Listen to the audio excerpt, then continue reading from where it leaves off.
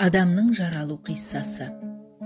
Ұлық Алла ешқашан ештеңеден жаралмаған, әуелден бар зат еді. Әлемнің іші де тысы да бір өзі. Әлемнен бөлек демес, бірге демес, құпия қазына болатын. Тәңір тағала түр-түсі, шет-шегі, бет келбеті, салмағы, мекені болмайтын мәңгілік құбылыс. Құдай өзінің құпиясын ашып, рухани қазынасымен шарапатын 18 мың ғаламға тарату үшін өзіне орынбасар жаратуды ұйғарды.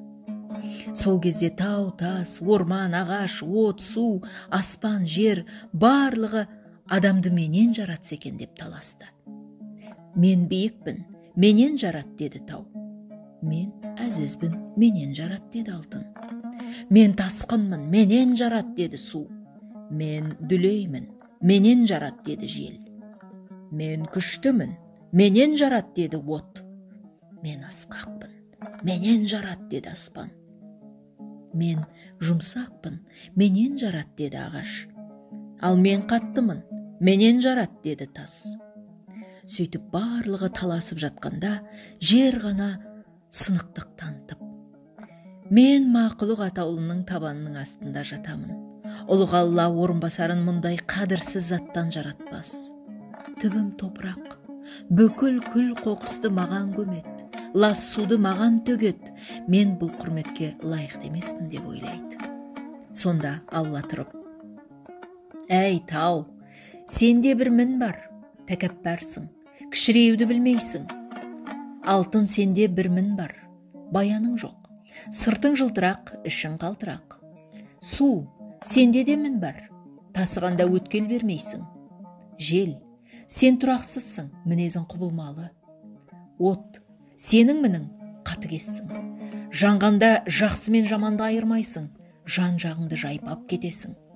Аспан, сенің мінің мақтаншақсың. Өзіңнен басқаны көз көрмейсің. Ағаш, сен әлсізсің. Сынақта сынып кетесің. Тас, сен мейірімсізсің. Жақынға жылуың жоқ деді. Сосын жерге қарап: адам тәнін сенен жаратамын. Сен кішіпейілсің. Менің ең жақсы көретін мінез құлқым осы. Бүкіл тіршілік иесі саған тәуелді болады. Мінезің ауыр, сабырлы, қойның толған береке, алтын күміс, ас ауқат, түгел дерлік сенен өніп шығады.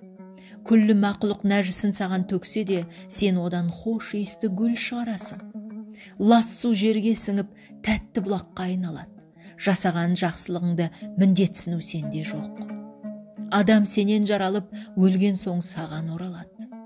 Адам ұрпағы тірісінде неғұрлым саған ұқсаса, соғұрлым менің алдымда қадірлі болады деді. Осы кезде қара жер Алладан дат сұрады: я жаратушы ем, адамды менен жаратқаныңа қарсы емеспін.